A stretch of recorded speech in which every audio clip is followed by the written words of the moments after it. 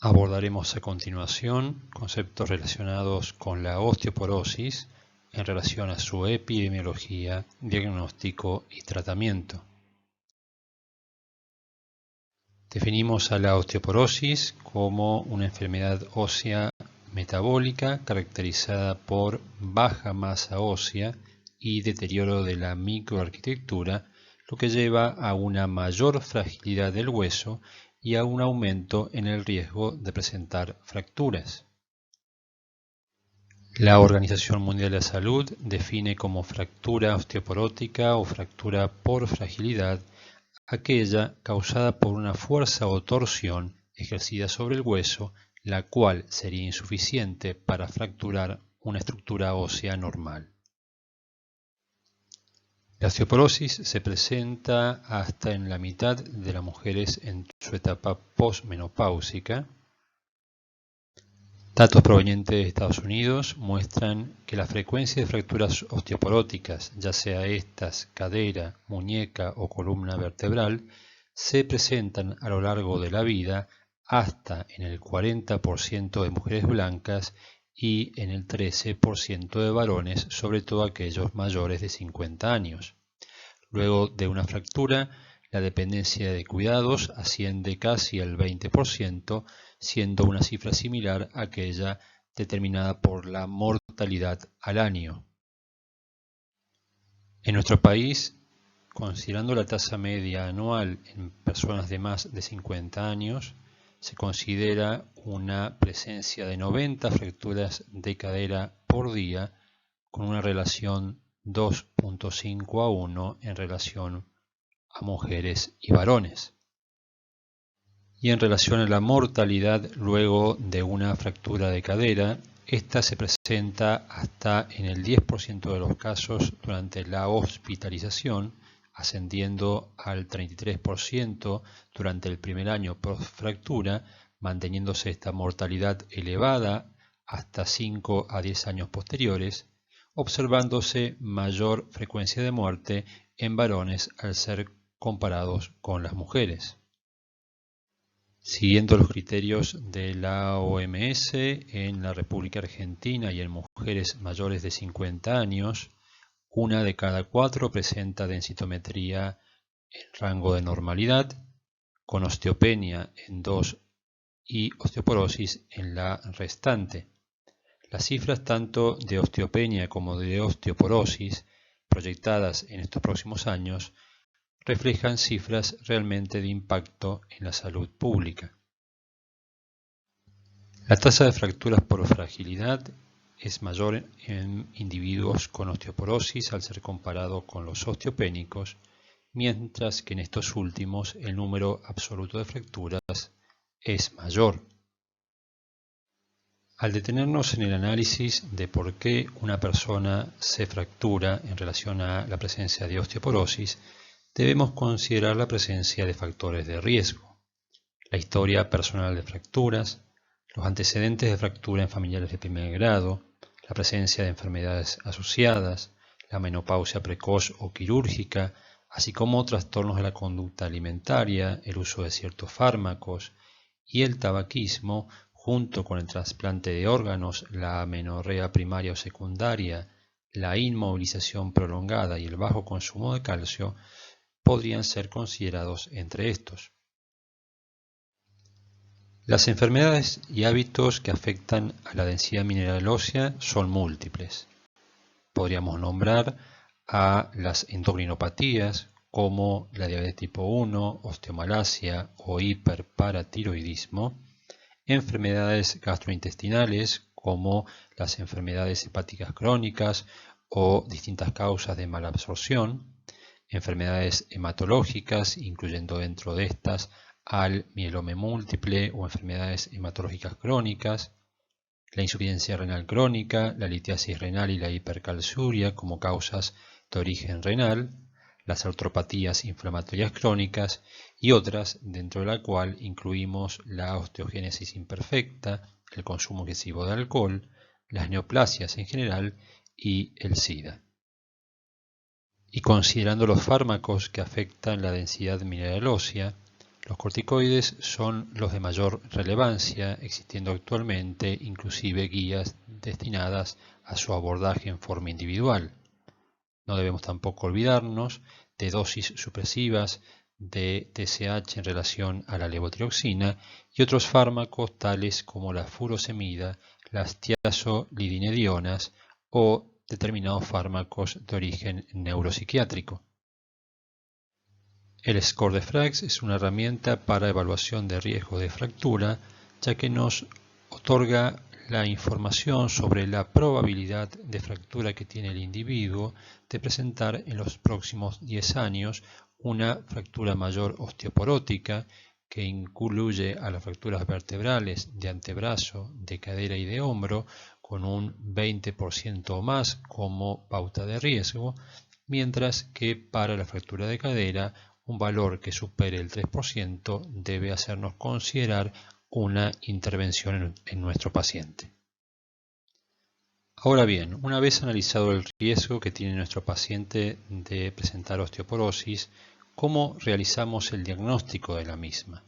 Actualmente, el método disponible para el diagnóstico en forma más frecuente es la densitometría mineral ósea, teniendo en cuenta que ésta solo evalúa un parámetro de la fortaleza ósea, que es la densidad mineral ósea. Para su interpretación haremos referencia al denominado T-score y Z-score.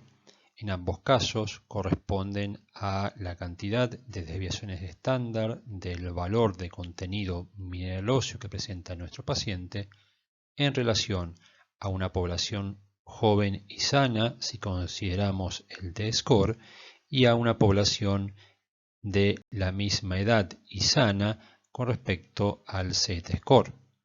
En mujeres premenopáusicas y en varones de menos de 50 años, utilizaremos al Z-score con un punto de corte normal de hasta -2 para definir la presencia de una densidad mineral ósea baja para la edad, mientras que en mujeres posmenopáusicas y en varones de más de 50 años utilizaremos el T-score para el diagnóstico, ya sea de osteopenia u osteoporosis, como veremos a continuación, mientras que el Z-score nos será útil para poder considerar la posibilidad de una causa secundaria de deterioro de la densidad mineral ósea.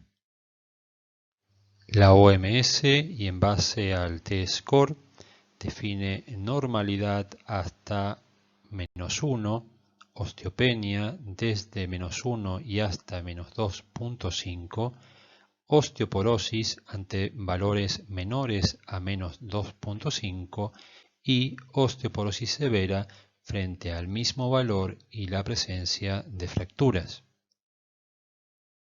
A modo de ejemplo, analizaremos esta densitometría informada en una paciente mujer blanca de 67 años. Vemos que presenta un contenido mineral óseo en columna lumbar, segmento L1 a L4, de 0.681 gramos por centímetro cuadrado, lo que determina un T-score de -4.2, es decir, esta paciente presenta osteoporosis, y un Z-score de -2, justo en el límite en el cual deberíamos considerar la posibilidad de una causa secundaria de caída de la densidad mineral ósea.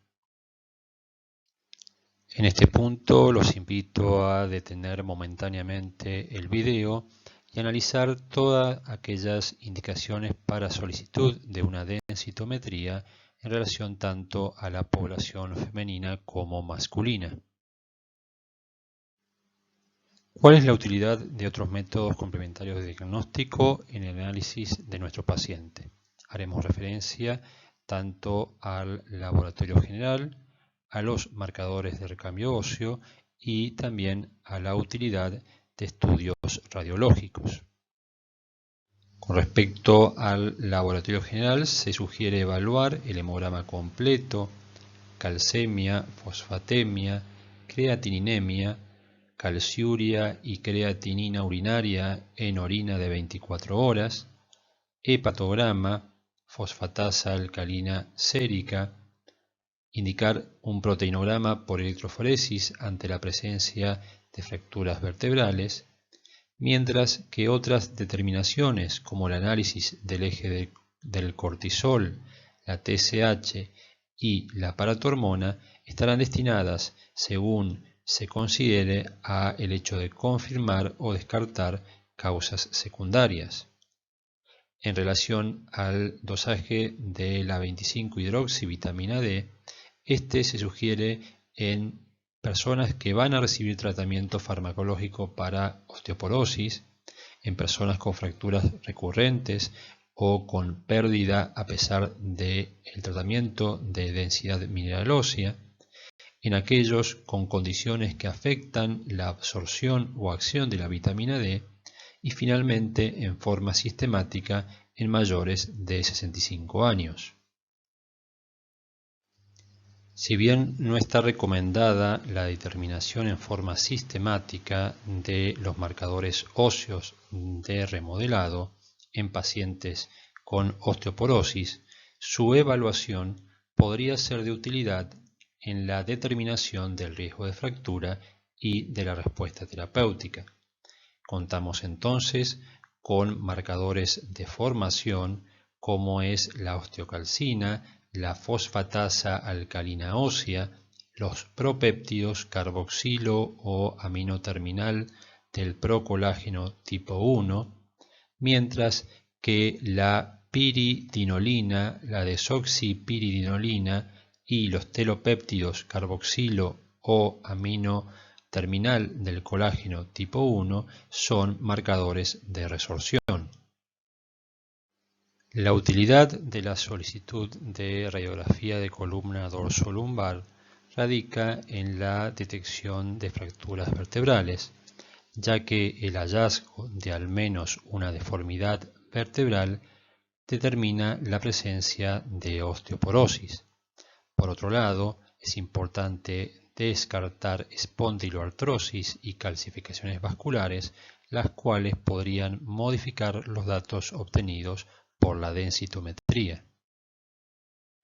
Es así que la Sociedad Internacional de Densitometría Clínica sugiere la solicitud de radiografía de columna dorsolumbar frente a un T-score menor a -1 y la presencia de una edad en la mujer de más de 70 años, en el varón de 80, la pérdida de talla histórica mayor a 4 centímetros, la presencia de fracturas vertebral previa reportada y no documentada, y frente a la corticoterapia de por lo menos 3 meses con dosis equivalentes a prednisona 5 mg por día o superiores.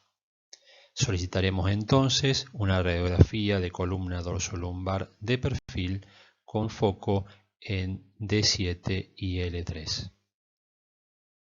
Avanzando entonces a las medidas generales de prevención tanto de osteoporosis como fractura, podremos hacer referencia a la ingesta de calcio.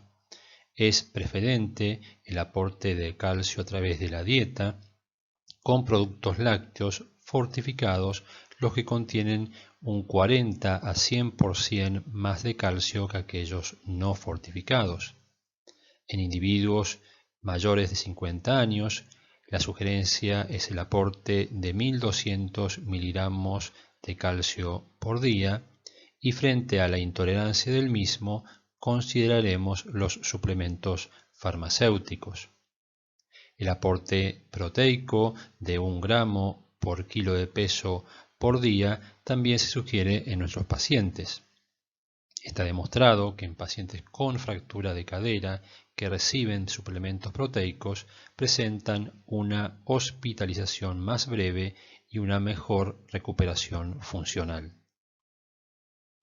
Son conocidos los beneficios de la actividad muscular sobre el riesgo de fractura, tanto en relación al estímulo mecánico que generan como a la reducción en el riesgo de caídas. Es importante evitar el sedentarismo, pudiendo realizarse ejercicios aeróbicos como aquellos de carga y de contrarresistencia. También es fundamental prevenir la presencia de caídas, ya que éstas constituyen un factor de riesgo independiente para el desarrollo de fracturas. Es primordial evaluar causas modificables o corregibles de las mismas y se recomienda realizar ejercicio supervisado con un mínimo de 2 veces por semana. Se recomienda una exposición solar en época estival de 15 a 20 minutos fuera de horarios de máxima radiación solar, y en otoño e invierno las exposiciones deben ser en horas del mediodía. Se debe evaluar también el hecho de que los protectores solares disminuyen o bloquean la síntesis de vitamina D. En algunos casos es aconsejable una suplementación con vitamina D, como es el ejemplo de personas mayores de 65 años. La medición de niveles séricos de 25-hidroxivitamina D es el mejor indicador de suficiencia de esta vitamina. Su monitoreo en pacientes con osteoporosis debe realizarse a los 3 meses de una adecuada suplementación de 800 a 2000 unidades por día, y se considera como nivel sérico óptimo del 25-hidroxivitamina D un valor mayor a 30 nanogramos por mililitro. Los fármacos de uso específico para el tratamiento de la osteoporosis pueden ser clasificados en aquellos con efecto anticatabólico, fundamentalmente los que frenan el remodelado óseo. Incluiremos dentro de estos a los bifosfonatos, al tratamiento hormonal de reemplazo, al raloxifeno, a la calcitonina y al denosumab. La teriparatida es un considerado anabólico, ya que si bien aumenta el remodelado óseo, lo hace fundamentalmente a expensas de incremento en la formación ósea. Y finalmente, dentro de aquellos de acción mixta, es decir, que desacoplan el remodelado, se encuentra el ranelato de estroncio. En este cuadro resumimos entonces la evidencia disponible con respecto a los distintos fármacos. Vemos que en general todos incrementan la densidad mineral ósea, tanto de columna como de cadera. En el caso de los medicamentos anticatabólicos, vamos a observar una disminución de los marcadores óseos más marcada con el denosumab, mientras que el teriparatide con su acción anabólica lo incrementa. Y también vemos los distintos márgenes en la reducción de fracturas vertebrales, femorales y no vertebrales que los distintos fármacos presentan en los trabajos analizados. Los invito entonces a detener momentáneamente el video para poder observar los datos con más precisión. Finalmente, y estableciendo como puntos clave para recordar, repasaremos los objetivos de aprendizaje de este video. Hemos hecho un repaso de aquellos factores de riesgo de osteoporosis, incluyendo a la presencia de enfermedades, de hábitos y del uso de fármacos que pueden afectar la densidad mineral ósea de un individuo. Como método diagnóstico hemos evaluado la utilidad e interpretación de la densitometría ósea, al igual que aquellos aspectos del laboratorio y de la radiografía simple.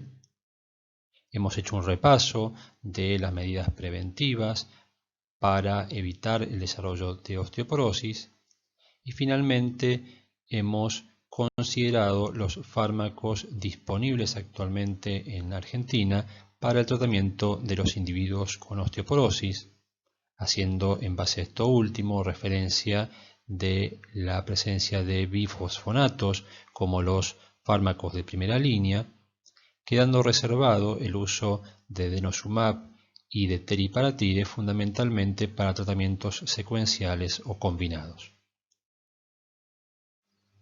Me despido de ustedes esperando que sea de utilidad el material presentado y desde ya gracias por su atención.